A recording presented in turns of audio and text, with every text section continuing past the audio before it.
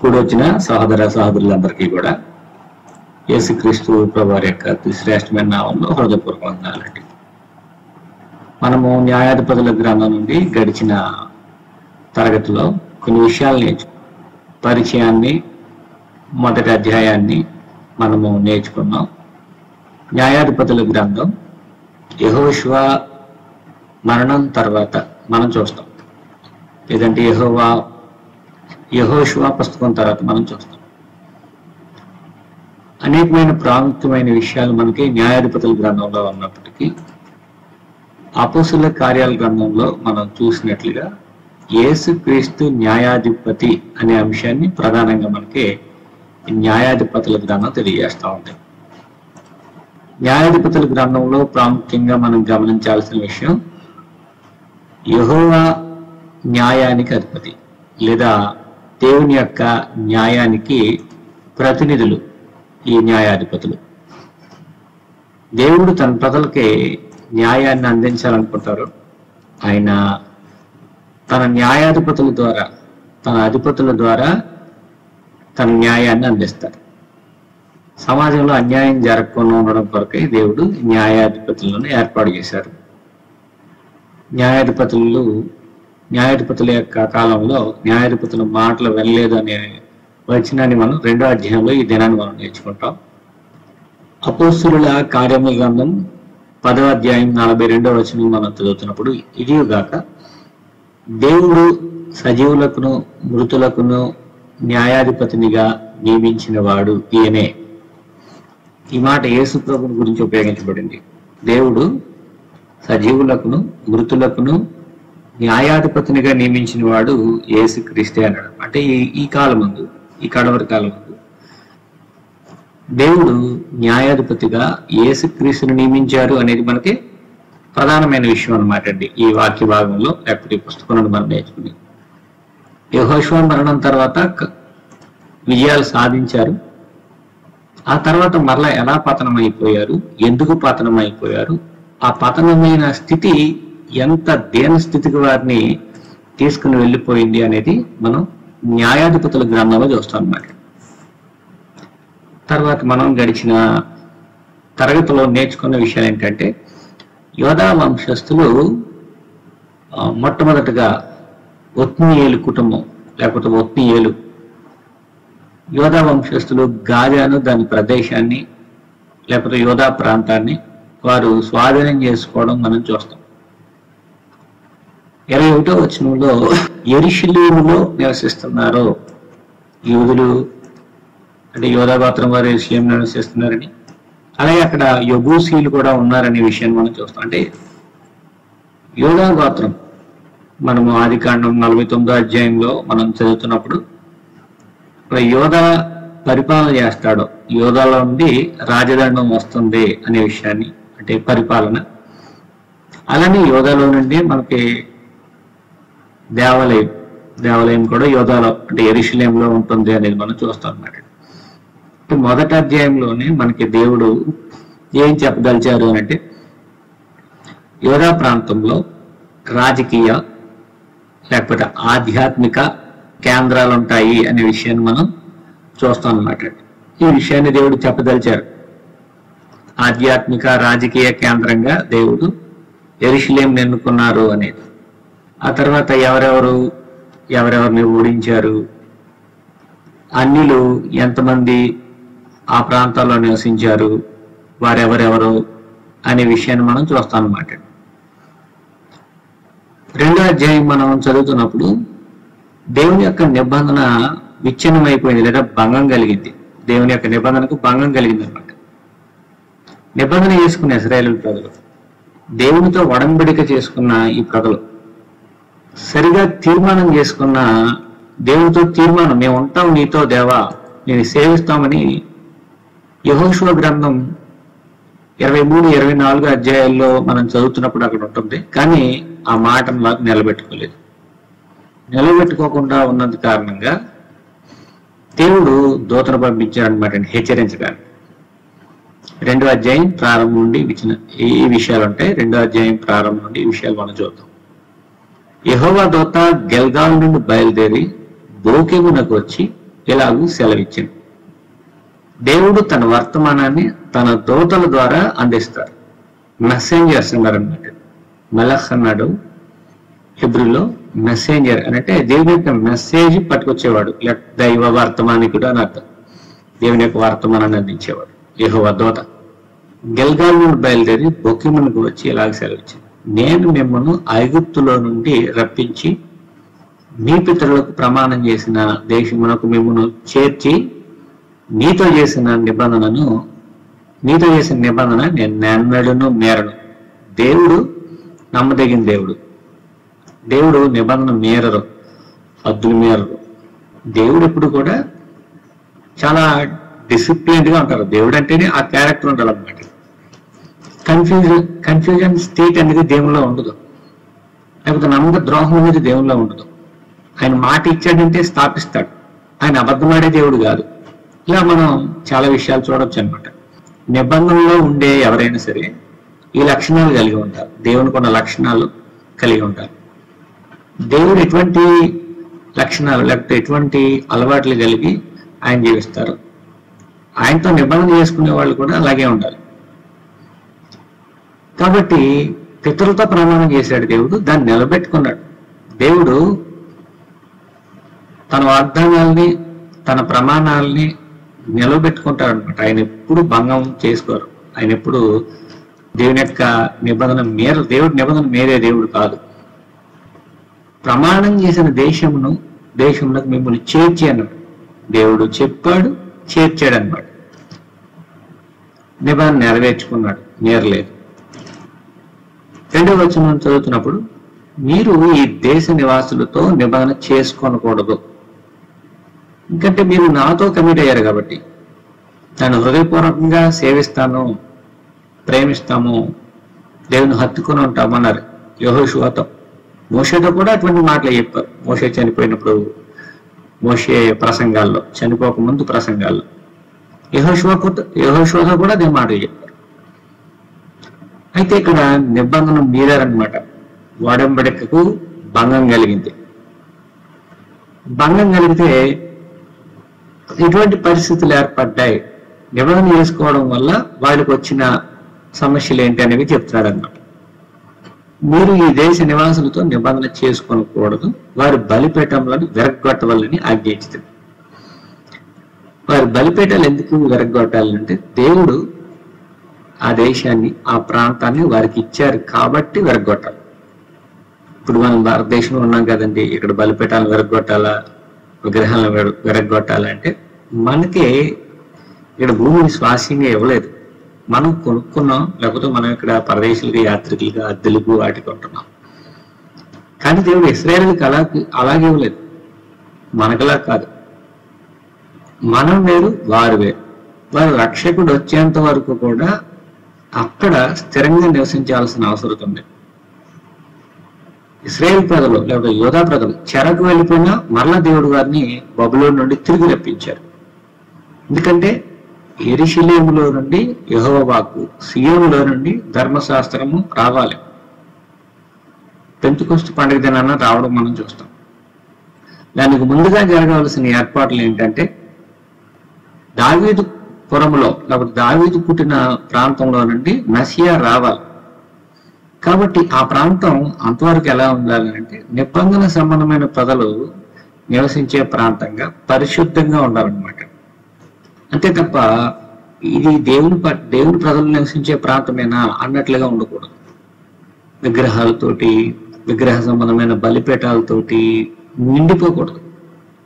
ఒక విషయాన్ని మీరు గమనించాలి, పితరుల కాలంలో బలిపీఠాలు అనేవి అక్కడక్కడ వారు ప్రయాణం చేస్తున్నప్పుడు కట్టబడ్డాయి, బలులు అర్పించుకుంటూ వచ్చారు. కానీ ద్వితీయోపదేశకాండం 12వ అధ్యాయంలో ఒక్కచోటే బలిపీఠం ఉండాలని, అక్కడికే తమ బలులన్నిటినీ తీసుకుని వెళ్ళాలని మనం చూసాం. అలాగే యెహోషువ గ్రంథం 22వ అధ్యాయంలో వారు వెళ్ళిపోతూ జ్ఞాపకార్థ స్తూపం ఒకటి నిర్మించడానికి బదులుగా జ్ఞాపకార్థ స్తూపాన్ని బలిపీఠంగా నిర్మించినందుకు అక్కడ యుద్ధం జరగబోయింది. కాబట్టి బలిపీఠం అనేది ఎక్కడ ఉండకూడదు, ఒకే ఒక్క బలిపీఠం ఉండాలి. ఇశ్రాయేలు అందరినీ ఏకం చేసేదై కేంద్ర బిందువుగా ఉండాలన్నమాట. కాబట్టి బలిపీఠాలని వెరగొట్టాలి. ముందు వాళ్ళందరూ ఒకే దేవుని పిల్లలు, వాళ్ళందరూ ఒకే కుటుంబం, వాళ్ళందరూ ఒకే ఆచారం, ఒకే సాంప్రదాయం, ఒకే రకమైన పద్ధతులు కలిగి ఉండాలనేది మనం ఇక్కడ చూస్తాం అన్నమాట. కాబట్టి ఒకే దేవునితో నిబంధన చేసుకోవాలి, ఆ దేవునికి బలి అర్పించాలి. కాబట్టి వేరే వేరే బలిపీఠాలన్నింటినీ వెరగొట్టాలి. కానీ మీరు నా మాట వినలేదు. వెరగొట్టమంటే వినలేదన్నమాట. అంటే బలిపీఠాలు అలాగే ఉన్నాయి, విగ్రహాలు అలానే ఉన్నాయి. అప్పుడు ఏం జరిగింది అంటే, బలహీనమైన క్షణం వచ్చినప్పుడు, లేకపోతే ఏదైనా సమస్య వచ్చినప్పుడు ఏం జరిగింది అని అంటే, వాళ్ళకి మనసు లాగింది అనమాట. ఏమో ఈ దేవుడు ఏమన్నా కాపాడతాడేమో, లేకపోతే దేవుడు అంటే దేవుడు అని అంటే వాళ్ళు ఊహల్లో, వాళ్ళ భ్రమలో ఇక్కడ అర్పిస్తే ఏమన్నా, ఇక్కడ అర్పణ అర్పిస్తే ఏమన్నా మనం బాగుపడతామేమో అనే ఆలోచనతో బలి అర్పించేస్తాడనమాట. ఒక బలహీనమైన సమయంలో మీ దేవుడికి ప్రార్థన చేయండి, మా దేవుడికి ప్రార్థన చేయండి అని అడుగుతూ ఉంటారు సమస్య వచ్చినప్పుడు. యోనా అడిగినట్లు, యోనాను కూడా వారు అలాగే అడిగారు. యోనాను అడిగారు వాళ్ళు, మీ దేవుడికి ప్రార్థన చేయి, ఈ తుఫాను నుండి మీ దేవుడు అయినా రక్షిస్తాడేమో. అంటే ఆపద ముక్కులు అనేది ఉంటదన్నమాట. ఆపద వచ్చినప్పుడు ఏదో ఒక దాన్ని ఆరాధించేస్తారేమో, ఏదో ఒక బలిపీఠం మీద బలి అర్పించేస్తారేమో అనే ఆలోచనతో దేవుడు ఆజ్ఞ ఇచ్చాడనమాట. అది రిక్వెస్ట్ కాదు, ఆజ్ఞ. రిక్వెస్ట్ వేరు, ఆజ్ఞ వేరు. ఆజ్ఞ అనేది చాలా ఖచ్చితంగా, ఖండితంగా జరిగించాల్సింది. కానీ వారు మాట వినలేదట. మీరు చేసిన పని ఎట్టిది? కావున నేను మీ ఎదుటి నుండి ఈ దేశ నివాసులను వెళ్ళగొట్టను. దేవుడు వెళ్ళగొట్టలేదన్నమాట. వారు మీ ప్రక్కలకు సోలములుగా నుందురు, వారి దేవతలు మీకు ఉరిగా, అంటే ట్రాప్ అన్నమాట, ఉరిగా నుందురని చెప్తున్నాడు. ట్రాప్ అంటే ఎప్పుడు చిక్కుతాడా, ఎప్పుడు మనకు దొరుకుతాడా అని ఎదురు చూడటం ట్రాప్ అనమాట. ట్రాప్ గా ఉంటుంది అనమాట. ఉరిగా, బోనుగా, సోలములుగా, ఇవన్నీ కూడా పక్కకి తిరిగితే గుచ్చుకుంటాయి అనమాట సోలాలు. అంటే ఎటు తిరిగినా సమస్య. కాబట్టి మనం ఏం చేసుకోవాలి? ఊరు కానీ సోలాలు కానీ పక్కన లేకుండా చూసుకోవాలి. ఇది పాత నిబంధనకు సంబంధించింది. బలిపీఠాలు ఉండకూడదు, ప్రక్కన ఎవరు ఉండకూడదు అనేది, వారికి స్వాస్యం ఇచ్చిన భూభాగంలో ఎవరు ఉండకూడదు, పరిశుద్ధంగా ఉండాలని. కానీ క్రొత్త నిబంధనలు అయితే మనకు దేవుడు ఏం చెప్తున్నాడంటే, కొరింథీయులకు రాసిన మొదటి పత్రిక 10వ అధ్యాయం 14వ వచనం మనం చదువుతున్నప్పుడు, కొరింథీయులకు రాసిన మొదటి పత్రిక 10వ అధ్యాయం 14వ వచనంలో, కాబట్టి నా ప్రియులారా విగ్రహారాధనకు దూరంగా పారిపోండి. మనమైతే దూరంగా పారిపోవాల్సిన వాళ్ళు. అంతేగాని మన చుట్టుపక్కల ఉన్న విగ్రహాలని, బలిపీఠాలని పగలగొట్టుకుంటూ వచ్చాం అనుకోండి, మనకు భయంకరమైన పరిస్థితులు ఎదురవుతాయి. మన కాలంలో మనం చేసుకున్న నిబంధనకినా వారి కాలంలో వారి చేసుకున్న నిబంధనకి చాలా వ్యత్యాసం ఉంది. వారు చేసుకున్న నిబంధనను బట్టి, వారు నివసిస్తున్న కాలాన్ని బట్టి, వారి యొక్క వాగ్దానాలను బట్టి వాళ్ళు చేయాల్సిన అవసరం ఉంది. మనకి ఇవ్వబడిన నిబంధనను బట్టి, మనం చేసుకున్న కమిట్మెంట్ బట్టి మనం ఉండాలి. మనం విగ్రహారాధనకు దూరంగా పోవాలి. విగ్రహారాధన జరుగుతుందనుకో దూరంగా ఉండాలి. అక్కడే ఉండి అసహించుకోవడం, లేకపోతే దాన్ని ఏదో విధంగా తీసేయాలని ఇబ్బంది పడడం, అలాంటివి మనం ఆలోచన కలిగి ఉండకూడదు. దూరంగా పారిపోండి అంటే ఇది లిటరల్ గా పరిగెత్తుకుంటూ పోమని కాదు. అంటే దూరంగా ఉండండి. వారి సాంప్రదాయాల్లో, అలవాట్లలో, పద్ధతుల్లో పాలిభాగస్సులై ఉండకండి అనే విషయాన్ని కొరింథీ పత్రిక 10:14లో చెప్తారు అనమాట. ఎందుకంటే కొరింథీ పట్టణం కూడా క్రీస్తు నందు పరిశుద్ధపరచబడి పరిశుద్ధులుగా ఉండడానికి పిలువబడిన తర్వాత, తన కుమారుని యొక్క సహవాసాన్ని దేవుడు పిలుచుకున్న తర్వాత వాళ్ళు కూడా విడిపోవడం, అంటే శాఖలుగా విడిపోవడం, గ్రూపులు కట్టడం, తర్వాత వ్యభిచార సంబంధమైన, జారత్వానికి సంబంధించిన, విగ్రహారాధనకు సంబంధించిన వాటిని అన్నిటిని తినడం, ఇటువంటివి మనం కొరింథీయులకు రాసిన మొదటి పత్రిక 8వ అధ్యాయం నుండి మనం చూస్తూ ఉంటాం. సంఘంలోనే కొంత కృపావరాల గురించిన గలిబిలి, అంటే వారు వస్తూ వారి యొక్క అలవాట్లు, పద్ధతులను మోసుకుంటూ వచ్చేసారు. దానికి తగినట్లుగా వాళ్ళు బతుకుతున్నారు అనమాట. అటువంటి వాటన్నిటి నుండి దూరంగా పారిపోండి అని చెప్తున్నాడు. మనం చదువుతున్న న్యాయాధిపతుల గ్రంథంలో ఇది వేరు.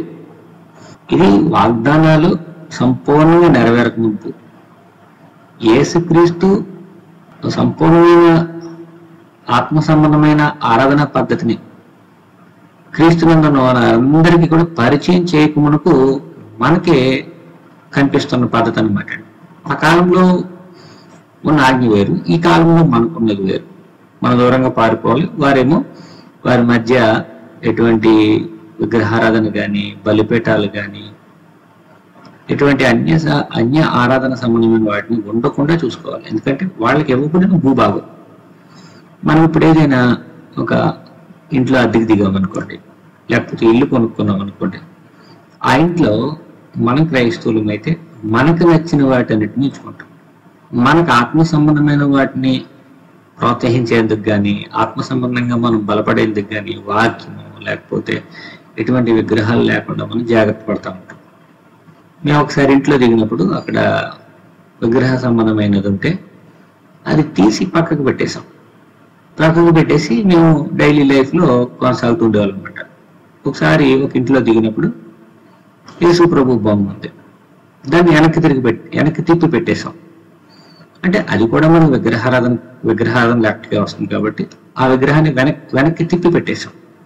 ఒకసారి మా ఓనర్ గారు వచ్చినప్పుడు, అదేంటమ్మా ఫోటో వెనక్కి తిప్పి పెట్టారంటే, అది బైబిల్లో లేదు కదండి, విగ్రహారాధన అవుతుందని అలా వెనక్కి తిప్పేశాం అని చెప్పడం జరిగింది. అది కూడా ఎలా చెప్పామంటే రిక్వెస్ట్ గా చెప్పాం, అంతేగాని దాన్ని వాళ్ళకి ఏదో పాఠం చెప్పేయడం కొరకు వాళ్ళతో శత్రుత్వం పెంచుకోవడము ఇటువంటివి చేయకుండా పాముల వలె వివేకులుగాను, పావురం వలె నిష్కాపటులుగాను ఉండే ప్రయత్నం చేయాలి. ఈరోజు చాలా మంది క్రైస్తవులు అని చెప్పుకుంటూ సూపర్ సైన్స్ గా ఫీల్ అయిపోతూ విగ్రహాలకు సంబంధించిన విషయాలను రోడ్ల మీద తిరుగుతూ వాటిని అవమానిస్తూ చాలా భయంకరంగా మాట్లాడుతూ ఉన్నారు.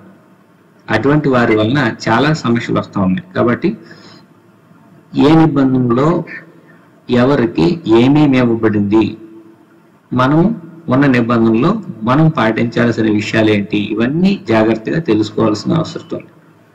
2వ అధ్యాయంలో మనం చూస్తున్న విషయం ఏంటంటే, ఇజ్రాయేలీలు ఎందుకు ఫెయిల్ అయిపోయారు, దేవుని యొక్క కృపలో నుండి వారు ఎందుకు తొలగిపోయారు అంటే, వారు వాడెంబడికను భంగం చేసుకున్నారు. నిబంధనలో ప్యూర్గా నిబంధనకు సంబంధించి వారు తగిన జాగ్రత్తలు తీసుకోకుండా మిక్స్డ్ గా ఉన్నందుకు వారు, లేకపోతే అన్ని రకాల పద్ధతుల అలవాట్లు పాటిస్తున్నందుకు వారు నష్టపోయారు, లేకపోతే దేవుని దూరం అయిపోయారు అనే విషయాన్ని మనం చూస్తాం అన్నమాట. ఎందుకు ఇలా జరిగింది అని అంటే, యెహోషువ చనిపోయిన తర్వాత, పెద్దల దినములు అన్ని అయిపోయిన తర్వాత, అంటే పెద్దలందరూ చనిపోయిన తర్వాత క్రొత్త తరం వచ్చిందనే విషయాన్ని మనం చూస్తాం అన్నమాట. 7వ వచనం నుండి విషయాలు చదువుతాం. యెహోషువ దినములన్నిటను, యెహోషువ తర్వాత ఇంకా బ్రతికిన వారే యెహోవా ఇశ్రాయేలు కొరకు చేసిన కార్యములన్నిటినీ చూచిన పెద్దల దినములన్నిటను ప్రజలు యెహోవాను సేవించుచూ వచ్చేది. పెద్దల దినములన్నిటే యెహోవాను సేవిస్తూ వచ్చారనమాట. పెద్దల గైడెన్స్ అనేది ముఖ్యం అనేది మనకి ఇక్కడ కనిపిస్తుంది అనమాట. పెద్దలు భయభక్తులు గలవారు, పిల్లల్ని భయభక్తులు గలవారుగా నడిపిస్తా ఉన్నారు. ఆ తర్వాత పెద్దలు చనిపోయిన తర్వాత వెచ్చలవిడితనం వచ్చేసింది. వెచ్చలవిడితనం ఎప్పుడైతే వచ్చేసిందో ఆ వెచ్చలవిడితనం రాగానే సమస్యలు ఎదుర్కొంటున్నారు అనమాట. పెద్దలు అవసరం, పెద్దలు కూడా దైవభక్తి గలవారే ఉండడం మరింత అవసరం అనేది మనకి ఇక్కడ ఈ వచనంలో కనిపిస్తుంది.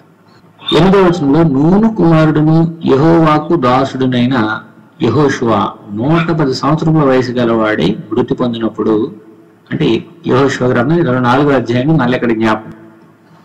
అతని శ్వాసపు సరిహద్దులో తిమ్నత్సెరహులో జనులు అతన్ని పాతిపెట్టారు. 10వ వచనం చదువుతున్నప్పుడు, ఆ తరం వారందరూ తమ పితరుల వద్దకు చేర్చబడ్డారు. యెహోషువ కాలంలో ఉన్న వారందరూ కూడా పితరుల దగ్గరకు చేర్చబడారంటే అందరూ చనిపోయారు. వారి తర్వాత యెహోవానైనను ఆయన ఇశ్రాయేలు కొరకు చేసిన కార్యములనైనను ఎరుగని తరం ఒకటి పుట్టగా, యెహోవాని ఎరగని తరం. వారు దేవుని ఎరగరనమాట. దేవుని ఎరగరు అని అంటే యెహోవా అనే పేరు తెలుసు, లేకపోతే దేవుని గురించి కొన్ని విషయాలు తెలిసి ఉండొచ్చు, కానీ ఎరగని తరం అంటే ఎక్స్పీరియన్స్ చేయలేదన్నమాట. వాళ్ళు దేవుని గురించిన అనుభవం వాళ్ళకి లేదు. దేవుని గురించి, దేవుని సముఖంలో ఎలా ఉండాలి, దేవుని ప్రజలుగా ఎలా ఉండాలని తెలియని వారు అనమాట. ఎరుగని ప్రజలనంటే అసలు దేవుడు పేరు తెలియదని కానీ, లేకపోతే ధర్మశాస్త్రం తెలియదని కాదు, నామకార్థంగా ఉండేవాడు అనమాట. ఈరోజు నామకార్థ క్రైస్తవులు లాంటి వారు, దేవుని ఎరగని వారు చాలా మంది ఉన్నారు. దేవునికి తగినట్లుగా బ్రతకని వారు కూడా చాలా మందే ఉన్నారు. దేవుని ఎరగని వారు అంటే ఈరోజు కులాన్ని చూసుకునే వాళ్ళు, కులాన్ని బలపరచడం, కులం కొరకు ప్రాకులాడటం ఇదంతా కూడా. కాబట్టి ఎరుగని తరం ఒకటి పుట్టిందనమాట. వీళ్ళ ద్వారా సమస్యలు తలెత్తాయి. వాళ్ళు విగ్రహారాధనకు జారిపోయారు, విగ్రహారాధనకు వెళ్ళిపోయారు. తమ యొక్క పూర్వీకుల చరిత్ర వారికి తెలియదు. దయచేసి ఇశ్రాయేలీయులు యెహోవాకు లేదు కీడు చేసి, ఇశ్రాయేలీయులు ఏం చేశారంటే కీడు చేశారనమాట. దేవుడికి ఏం కీడు చేస్తాం? నాకంటే ఒకరు కీడు చేయొచ్చు, దేవుడికి ఏం కీడు చేయడం? దేవుడు ఏం భౌతికమైన శరీరంతో లేడుగా కీడు చేయడానికి, నష్టపెట్టడానికి. దేవుడు ఏం నష్టపోడుగా, ఆయన ఆస్తి నష్టపోదు, లేకపోతే ఆయన శక్తికి ఏం భంగం వాటిల్లదు, ఆయన జ్ఞానంగానే ఉంటుంది. ఏ విధంగా కీడు చేయడం అంటే మనం ఒక విషయాన్ని గమనించాలి. యెహోవా కన్నులు ఎదుట కీడు చేశారు అంటే వాళ్ళకు వాళ్ళు చెడిపోయారు, వాళ్ళ జీవితాలు చెడిపోయాయి. దేవుని విడిచిపెట్టడం వల్ల వారు తమ జీవితాల్ని కీడు చేసేటట్లుగా వారు ఏర్పాటు చేసుకున్నారు, లేకపోతే తయారు చేసుకున్నారు అనేది. యెహోవా కన్నులు ఎదుట ఐగుప్తు దేశంలో నుండి వారిని రప్పించిన తమ పితరులను యెహోవా కన్నుల ఎదుట కీడు చేసి ఐగుప్తుల నుండి వారిని రప్పించిన తమ పితరుల దేవుడైన యెహోవాను విసర్జించి బయలుదేవతలను పూజిస్తున్నారు అన్నమాట. బయలు అంటే యజమాని అని అర్థం. ఎవరు యజమాని? ఎవరికి యజమాని? అసలు ఇశ్రాయేలు అందరికీ యజమాని దేవుడు, అందరికీ రాజు, లేకపోతే అందరినీ పుట్టించిన వాడు.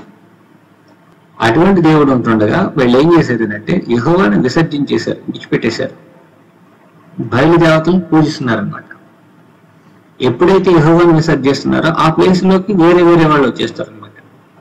12వ వచనం మనం చదువుతున్నప్పుడు తమ చుట్టూ నుండి జనుల దేవతలలో ఇతర దేవతలను అనుసరించి వాటికి నమస్కరించి యెహోవాకు కోపం పుట్టించారు.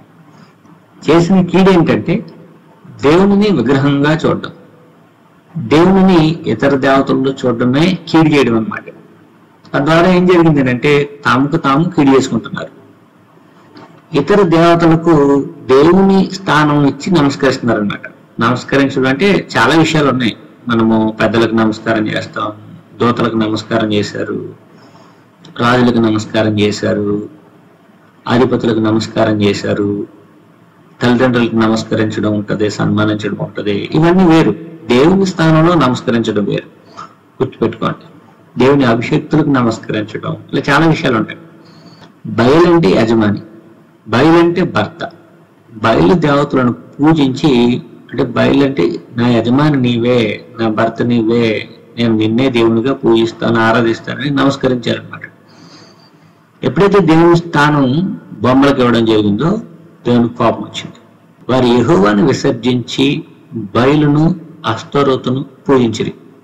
అన్ని దేవతలు విగ్రహాలనే ఈ సమస్య ఏదైతే ఉందో ఇశ్రాయేలు జీవితకాలంలో ప్రారంభంలో మనం చూస్తూ ఉంటాం.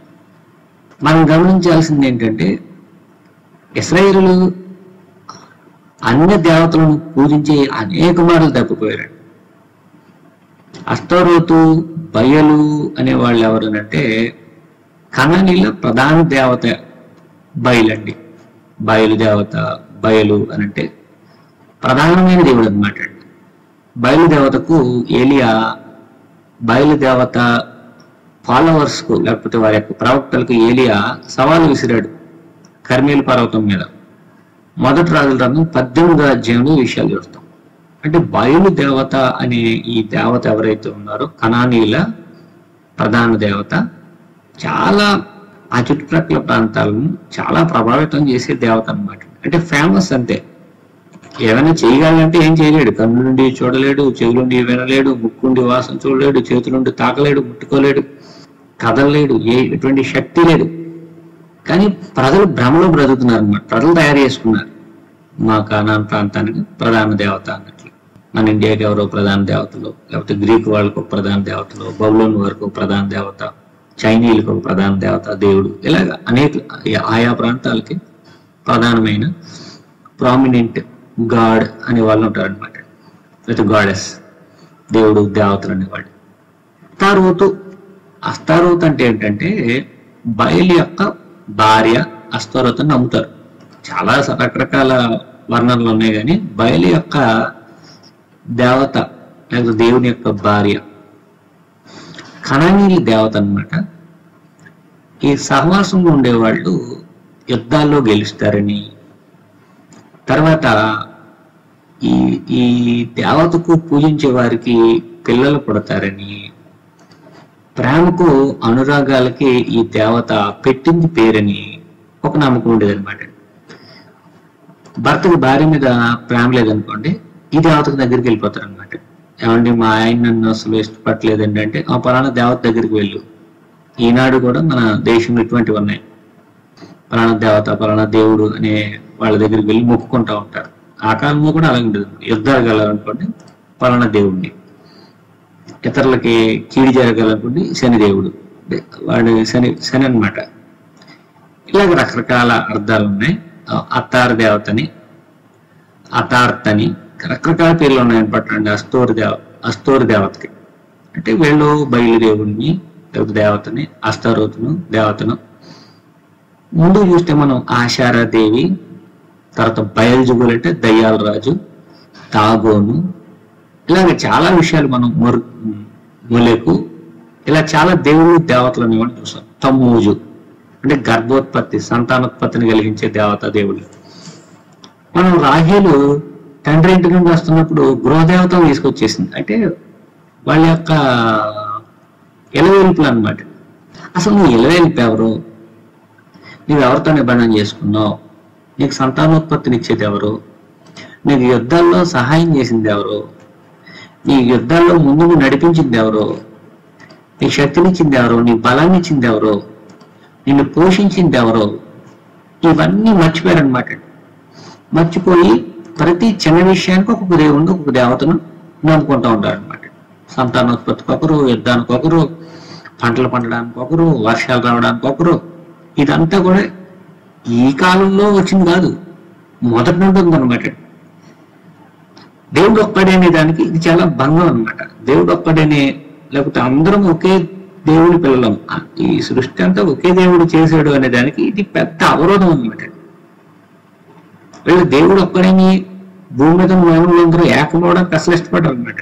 నీ దేవత కంటే నా దేవత గొప్ప, నీ దేవుడి కంటే నా దేవుడు గొప్ప, నీ కులం కంటే నా కులం గొప్ప, నీ ప్రాంతం కంటే నా ప్రాంతం గొప్ప అని ప్రజలు విడిపోవడానికి, మనస్పర్ధలు రావడానికి, విచ్ఛిన్నమైపోవడానికి కారణం ఆనాటి దేవతలు దేవుళ్ళు అనబడేవారు అనమాట.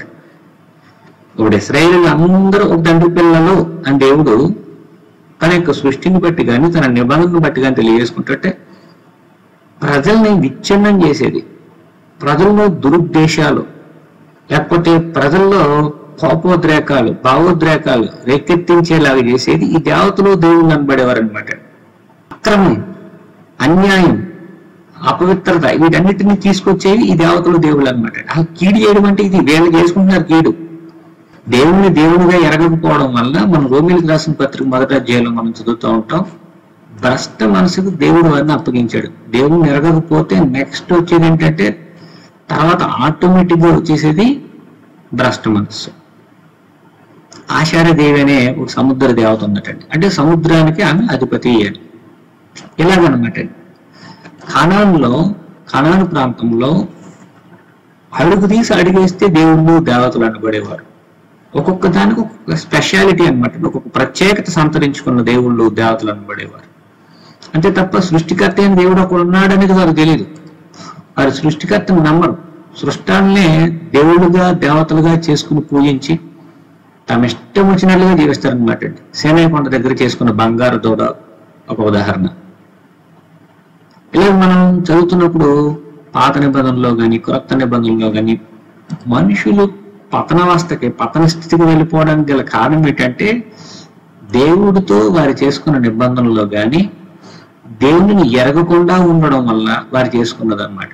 వారు చేసుకున్న తప్పు, వారు చేసుకున్న పాపం, వారు చేసుకున్న కీడు. కాబట్టి ప్రతి తరం కూడా దేవుడిని ఎరిగిన తరంగా ఉండాలి తప్ప దేవుడిని ఎరగని తరంగా ఉండకూడదు.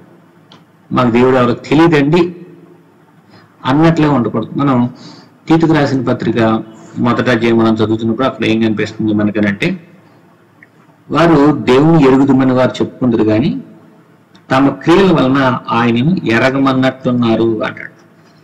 అంటే క్రియలేమో దేవుని ఎరిగినట్లుగా లేవు, కానీ వాళ్ళేమో మేము దేవుని ప్రజలని చెప్పుకుంటారు అనమాట.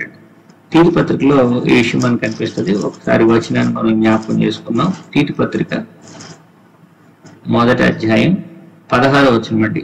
దేవుని ఎరుగుదుమని వారు చెప్పుకుందరు గాని అసహ్యులను అవిధేయులను ప్రతి సత్కార్యము విషయము భ్రష్టులనేది తమ క్రియల వలన ఆయనని ఎరగమన్నట్టు. క్రియలేమో దేవుడు అంటే దేవుడు తెలియని ప్రజలు అన్నట్టు ఉన్నారనమాట. వీళ్ళకి దేవుడు ఎవరో తెలియదు, అక్రమకారులుగా ఉన్నారు అనుకున్నట్టు వారి జీవితాలు ఉన్నాయి. కానీ యెహోవా దేవుని ప్రజలుగా, నిబంధన సంబంధులుగా, ఇశ్రాయేలు ప్రజలుగా వారి నామాన్ని కలిగి ఉన్నారు.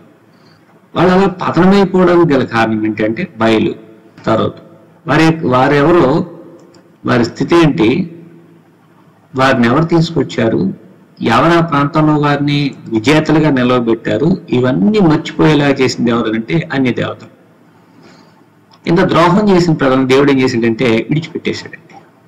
దేవుడు విడిచిపెట్టేస్తానని ముందుగానే హెచ్చరించాడండి. నేను నా నిబంధనను అనుసరించి, నా ఆజ్ఞను అనుసరించి నడుచుకునే వాళ్ళ నేను మీతో ఉంటాను అని నిర్గమాకాండం 19వ అధ్యాయంలో చెప్పిన దేవుడు. వారు ఎప్పుడైతే దేవుని విడిచిపెట్టేసి స్వేచ్ఛా జీవితాన్ని కోరుకుంటారో, వెచ్చలవిడి జీవితాన్ని కోరుకుంటారో, దేవుడు అప్పుడు వారిని విడిచిపెట్టేస్తాడు. అప్పుడు దేవుని ఉగ్రత వారు చేసుకున్న పాపాన్ని బట్టి వారి మీద ఉంటుందన్నమాట. 14వ వచనం నుండి విషయాలు చూస్తాం. కాబట్టి యెహోవా కోపాగ్ని ఇశ్రాయేలు మీద మండెను. మండిపోయిందనంటే దేవుని ఉగ్రత చాలా ఎక్కువైపోయింది అనమాట ప్రజల మీద. ఆయన దోచుకుని వారి చేతికి వారిని అప్పగించడం. దేవుడు వదిలిపెట్టేశాడు అనమాట. చుట్టూ కంచెను కొట్టేశాడు. ఇప్పుడు బలాత్కారులు వచ్చి వారిని దోచుకుంటున్నారు అనమాట. దోచుకుని వారి చేతికి వారిని అప్పగించను. వారు ఇశ్రాయేలులను దోచుకుంటారు. ఆయన వారి చుట్టూనున్న వారి శత్రువుల చేతికి వారిని అప్పగించను. కనుక వారు తమ శత్రువులు ఎదుట నిలవలేకపోయారు. శత్రువులు వేళ ఎదుట నిలవలేకపోయారు. యెహోషువ గ్రంథం చదువుతున్నప్పుడు వారు గుండెలు కరిగిపోయాయి. కొందరైతే దూరం నుండి వచ్చామని భయంతో నాటకమాడి డ్రామా ప్లే చేసి వాళ్ళ దగ్గర పనివాళ్లుగా, బానిసలుగా బ్రతికారు. ఇంచుమించుగా 33 మంది రాజుల్ని ఆ ప్రాంతంలో నెగ్గేశాడు, ఓడించాడు. అటువంటి పరిస్థితులు వారు అనుభవించారు. ఈరోజు ఇతరుల వారిని వచ్చి దోచుకుంటున్నారు అన్నమాట. శత్రువులు ఎదుట నిలవబడలేకపోతున్నారు. శత్రువులు వారిని చూసి గజగజ వణికిపోయి బెదిరిపోతే ఈరోజు శత్రువులు ఎదుట ఈ ప్రజలు నిలవలేకపోతున్నారు. దానికి గల కారణం ఏంటంటే నిబంధన భంగం చేసుకోవడం, దేవుని మాటకు లోబడకపోవడం, దేవుని ఆజ్ఞలకు లోబడకపోవడం. యెహోవా వారితో చెప్పినట్లు, యెహోవా వారితో ప్రమాణం చేసినట్లు వారు పోయిన ప్రతి స్థలమున వారికి బాధ కలుగు చేయుటకు యెహోవా వారికి శత్రువు అయ్యను. దేవుడే శత్రువు అయిపోయాడు అన్నమాట. గనుక వారికి మిక్కిలి ఇబ్బంది కలిగింది, చాలా ఇబ్బంది కలిగిపోయింది అనమాట. మెజరబుల్ స్టేట్ లోకి వెళ్ళిపోయారు వాళ్ళంతా కూడా. ఎందుకంటే దేవుడు ముందుగానే చెప్పాడు ద్వితీయోపదేశకాండంలో, మోషే ప్రసంగంలో శాపాలు దీవెనలు. లేవియా కాండంలో కూడా మనం చూస్తాం శాపాలు దీవెనలు. ఎన్నిక మనదే, మనమే ఎన్నుకోవాలన్నమాట. మనం ఏది మంచి ఏది చెడు అని ఎన్నుకోవాలన్నమాట. లేకపోతే జరిగేది ఏంటంటే సైకిల్ ఆఫ్ ఈవెంట్స్ అనేవి మన జీవితంలో జరుగుతూ ఉంటాయి అనమాట. ఇశ్రాయేలు జీవితంలో అలాగే జరిగాయి. సైకిల్ ఆఫ్ ఈవెంట్స్ అంటే ఏంటంటే ఇతర దేవతల వైపు తిరిగిపోవడం, వారిని సేవించడం, పూజించడం, నమస్కరించడం, దేవుడు తన కృపాహస్తాన్ని తొలగించడం. అప్పుడు అన్య రాజులు, రాజ్యాలు వచ్చి వెళ్ళి ఓడించడం, వారి ఎదుటి వేళ్ళలో నిలవలేకపోవడం.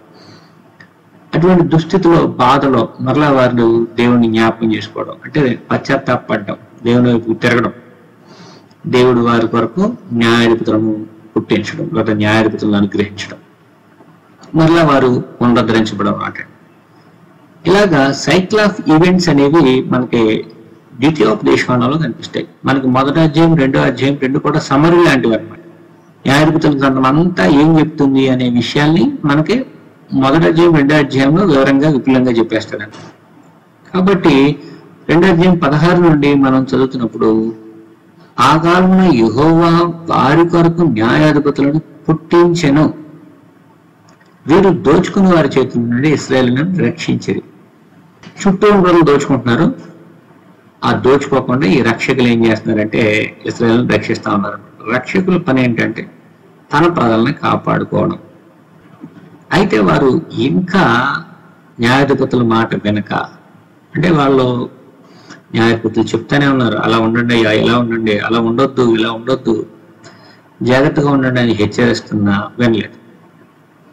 మరలా ఏమైందనంటే మార్గం తొలగిపోయారు, ఇతర దేవతలతో వ్యభిచరించి వాటిని నమస్కారం చేశారు. 17వ వచనంలో ఆజ్ఞలు అనుసరించి నడవకుండా ఉన్నందువల్ల శత్రువులు తమను బాధింపగా నిట్టూర్పులు, అంటే మళ్ళా నిట్టూర్పులు అన్నమాట, భయంకరమైన స్థితి, నిట్టూర్పులు.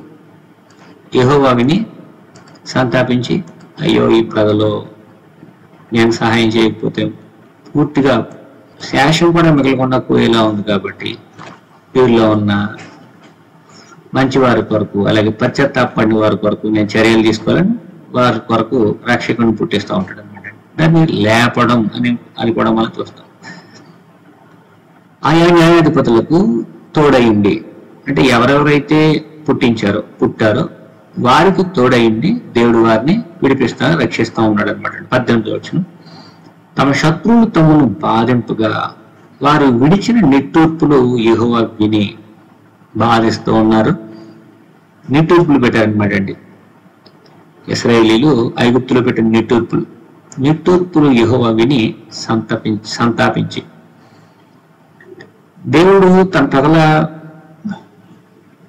మొరలు వింటాడనమాట. దేవుడు వినే దేవుడు, స్పందించే దేవుడు చూసే దేవుడు. మర్చిపోకూడదు, ఏ పరిస్థితుల్లో అయినా సరే మనం దేవునికి మొరపెట్టుకోవాలి. యెహోవా విని సంతాపించి వారి కొరకు న్యాయాధిపతులను పుట్టించాడు అనమాట. న్యాయాధిపతులు ఆయా న్యాయాధిపతులకు తోడైంది వారి ధర్మలన్నింటినీ శత్రువుల చేతుల నుండి ఇశ్రాయేలును శత్రువుల చేతుల నుండి రక్షించాడు అనమాట. ఒక్కొక్క న్యాయాధిపతి చనిపోగా వారు వెనకకి తిరిగి, అంటే సైకిల్ ఆఫ్ ఈవెంట్స్ అనమాట, వెనక్కి తిరిగిపోతున్నారు, మరలా వెనక్కి వెళ్ళిపోతున్నారు, మరలా బ్యాక్ టు ద వెనక్కి తిరిగి వెళ్ళిపోతా ఉన్నారు అనమాట. బ్యాక్ టు ద ప్రాడిగల్స్ లాగా అయిపోతున్నారు. ఇతర దేవతలను అనుసరించి పూజించు వాటికి సాగిలపడుచు ఉండటం వలన తమ క్రియలలోనేమి తమ మూర్ఖ ప్రవర్తనలోనేమి దేనిని విడవక తమ పూర్వీకుల కంటే మరి మిగులు చెడ్డవారేది. పూర్వీకులు ఎవరంటే అరణ్యంలో దేవుని తిరుగుబడి చేసిన వారు పూర్వీకులు అనమాట. లేదా యెహోషువ కాలంలో ఆకాన్ లాంటి వారు అనమాట పూర్వీకులు. అసలు మూర్ఖ ప్రవర్తన, చెడ్డతనం క్రియలలో ప్రవర్తనలో ఎందుకు వచ్చింది అంటే దేవుని వేడవడం వల్ల. ఒక వ్యక్తి మూర్ఖ ప్రవర్తన కలిగి ఉన్నాడు, చెడ్డవాడిగా ఉన్నాడు అంటే దేవుని యొక్క తోడు అతనికి లేదు, అతను దేవుని ఎరగని వాడు. కాబట్టి మూర్ఖ ప్రవర్తనలోనేమి దేవుని విడవక తమ పూర్వీకుల కంటే మిగుల చెడ్డవారేరి. ఆ విధంగా ఉన్నప్పుడు దేవుడు కోపాగ్ని వారి మీద మండగా దేవుడు వారిని విడిపించడం, అంటే వారు మారు మనసు పొందినప్పుడు దేవుడు వారిని విడిపించడం, పశ్చాత్తాపడినప్పుడు దేవుడు వారి కొరకు న్యాయాధిపతులను లేకపోతే రక్షకులను పంపించడం అనేది మనం చూస్తాం అనమాట. మనం ఈ విషయాన్ని మనం ఎక్కడ చూస్తాము అని అంటే మత్తయి సువార్తలో చూస్తాం అనమాట. మత్తయి సువార్త మనం చదువుతున్నప్పుడు మత్తయి సువార్త 2వ అధ్యాయంలో తన ప్రజలను పరిపాలించు అధిపతి అంటాడు అనమాట. అది రాజుకు వర్తిస్తూ ఉంది. తర్వాత ఆ పదం మనకి న్యాయాధిపతులకు కూడా వర్తిస్తూ ఉందన్నమాట. ఒకసారి చదువుదాం. మత్తయి సువార్త 2వ అధ్యాయం 5వ వచనం. యోదయ దేశపు బెత్లెహేమ, నీవు యోధా ప్రధానులలో ఎంత మాత్రమో అల్పమైన దానవు కావు. ఇశ్రాయేలును నా ప్రజలను పరిపాలించే అధిపతి నీలో నుండి వస్తాడన్నమాట. ఇలాగ న్యాయాధిపతులు ఎలాగైతే ఆయా కాలాల్లో ఉన్న ప్రజల్ని దుర్మార్గుల చేతిలో నుండి విడిపించారు, అలాగే మనల్ని కూడా దేవుడు తన కుమారుడైన యేసుక్రీస్తు ద్వారా అంధకార సంబంధమైన అధికారం నుండి, పాపం నుండి, అవిధేయత నుండి, పాపపు బానిసత్వం నుండి, మరణం నుండి తప్పించారు. ఇది భౌతికమైన విమోచన, విడుదల. అయితే దేవుడు యేసుక్రీస్తు ద్వారా ఇచ్చింది ఆత్మ సంబంధమైంది, ఇంకా మరలా వేరే వాళ్ళు వచ్చి మనల్ని విడిపించేంత అవసరత లేదనమాట. ఆయన సరిపోతుంది అనమాట. కాబట్టి మనము పాత నిబంధన చదువుతున్నప్పుడు క్రొత్త నిబంధన విషయాల్ని మనం జ్ఞాపకం చేసుకుంటూ మనం చదువుకుంటూ ఉండాలి. ఈరోజు మనం నేర్చుకున్న అంశాలు ఏంటంటే, ఇశ్రాయేలు ప్రజలు దేవుని మర్చిపోయినప్పుడు దేవుడు తన దూతను పంపుతున్నారు. వారితో దేవుడు చేసుకున్న ఒడంబడిక, లేదా వారి పితరులతో దేవుడు చేసుకున్న ఒడంబడిక, ఆదికాండం 17వ అధ్యాయంలో దేవుడు అబ్రహాంతో ఒడంబడిక నిబంధన చేసుకున్నారు. ద్వితీయోపదేశకాండం 7వ అధ్యాయం 9వ వచనంలో కూడా మనము ఈ విషయాలు చూస్తాం. ఈ ప్రజలు ఏం చేశారంటే, ఈ దేశంలో నివసిస్తున్నప్పుడు చుట్టుప్రక్కల ఉన్న పద్ధతులు ఆచారాలని అనుసరించి బలిపీఠాలు కట్టుకున్నారు. నిజదేవుని ఆరాధన, సత్యదేవుని ఆరాధన, సత్యదేవునికి బలి అర్పించడం మానేసి అబద్ధ దేవుళ్ళ పూజకు, లేకపోతే అబద్ధ దేవుళ్ళ ఆరాధనకు వారు ఆరాధించడానికి సిద్ధపడిపోయారు, బలి ఇవ్వడానికి సిద్ధపడిపోయారు. దేవుని లెక్క చేయలేదు. కానానీ దేవుళ్ళందరినీ తొలగించాల్సిన దానికి బదులుగా వాళ్ళ హృదయాల్లో తెచ్చిపెట్టుకున్నారు. దేవుని వాగ్దానం, ఆయన చేసిన వాగ్దానానికి సంబంధించిన వాటిని నెరవేర్చుకోవాలంటే ఆయన మాటలకే విధేయత చూపించాల్సిన దానికి బదులుగా, దేవుని మీద ఆధారపడాల్సిన దానికి బదులుగా వీళ్ళు ఇతర దేవతల మీద ఆధారపడుతున్నారు. సంతానోత్పత్తికి కానీ, యుద్ధాలకు కానీ, అన్ని విషయాల్లో కూడా అలా ఆధారపడినందువల్ల దేవుడు వారిని శిక్షించడం మనం చూస్తున్నాం. ఇలాగ ఎవరైతే ఇతర దేవతలను, ఇతర ఆచారాలని ఆశ్రయిస్తారో, వాటి మీద ఆధారపడతారో, వారు పతనమైపోతున్నారు అనమాట. ఎందుకంటే ఇవి వారికి ఉచ్చు, బల్యములు గాను, తర్వాత ఉరిగాను, అంటే ఉచ్చుగా, స్నేర్ అనమాట, ట్రాప్ అనమాట, ట్రాప్గా ఉన్నాయన్నమాట. అబద్ధ దేవతల ఆరాధన అనేది ట్రాప్ అనమాట. ఆ ట్రాప్ లో సత్యదేవునికి సంబంధించిన పిల్లలుగా ఉండాల్సిన మనము అసత్యం, అబద్ధం, తర్వాత జీవం లేని దేవుళ్ళు, దేవతలను పడేవారు నడిపించబడతారు. బయలు దేవత, తర్వాత అస్తరోత్ దేవత, వాళ్ళ వైపుకి వెళ్ళడం, ఇటువంటి వాటన్నిటి మనం చూస్తున్నాం. అటువంటి టైంలో వాళ్ళకి జరిగిన దుస్థితిని బట్టి వారు మరలా తిరిగి దేవునికి మొరపెట్టగా, నిట్టూర్పులు ఇవ్వడగా దేవుడు న్యాయాధిపతులను, లేకపోతే దేవుని యొక్క అధిపతులను పంపించి దేవుడు వారికి విమోచనిస్తున్నాడు. ఇవన్నీ క్రీస్తునందు మనం కొత్త నిబంధనలో చూస్తాం అన్నమాట. 23వ వచనం మనం చదువుకుని మనం ముగించుకుందామండి. 22 నుంచి చదువుదాం. యెహోషువ చనిపోయిన కాలంలో శేషించిన జనములలో ఏ జనమును వారి ఎదుటి నుండి వెళ్ళగొట్టను, వారి ఎదుటి నుండి నేను వెళ్ళగొట్టను. అందుకు యెహోవా ఈ జనములను యెహోషువ చేతికి అప్పగింపకయు శీఘ్రముగా వెళ్ళగొట్టకయు వారి మాని వండించను. అంటే శీఘ్రంగా ఎందుకు వెళ్ళగొట్టలేదంటే, వారు ఉన్నప్పుడు కూడా నిగ్రహంగా ఉండడం చాలా ప్రాముఖ్యమైనది. ఏదైనా తోటలో పండు తీసేయలేదు, దేవుడు ఉంచాడు. నిగ్రహించుకోవాలి, లోబడాలి, ఇష్టపూర్వకంగా దేవునికి విధేయత చూపించాలి. అదే దేవుడు అన్ని కాలాల్లో కోరుకున్నది. అది యేసు ప్రభువు వారు చేశారు. దేవుని చిత్తానికి సంపూర్ణంగా లోబట్టారు. ఆయన టెంప్ట్ అవ్వలేదు, శోధింపబడలేదు. ఒకవేళ శోధింపబడిన శోధనను జయించేశాడు ఆయన. అలాగే మనం కూడా శోధనను జయించాలి. వీళ్ళకి ట్రాప్ లో పడిపోకూడదు, మార్గం నుండి తొలగిపోకూడదు. సమస్య వచ్చిన తర్వాత నిట్టూర్పులు విడిచి అయ్యో దేవా అని దేవుని మీద నిందలేయకూడదు. కొంతమంది అటువంటి స్థితిలో ఉంటారు. అసలు మూర్ఖ ప్రవర్తనలో కానీ, చెడు అలవాట్లు, చెడుతనం అనేది ఎలా వస్తుందంటే దేవుని విడిచిపెట్టడం వల్ల అనేది మనం ప్రాముఖ్యంగా చూసాం. కాబట్టి ప్రియ సహోదరులారా, మా రక్షణకు కర్త, దాన్ని కొనసాగించేవాడైన యేసు ప్రభు అనే శ్రేష్టమైన ఉన్నతమైన న్యాయాధిపతిని అనుసరించి మన జీవితాలు దేవునికి ప్రియమైనవిగా ఉంచుకుంటూ దేవుని కృపలో ఎల్లకాలం మనం కొనసాగాలని కోరుతూ శ్రద్ధగా మీ అందరికీ హృదయపూర్వకంగా చూస్తూ ముగిస్తున్నారండి. ప్రార్థన చేసుకున్నాం.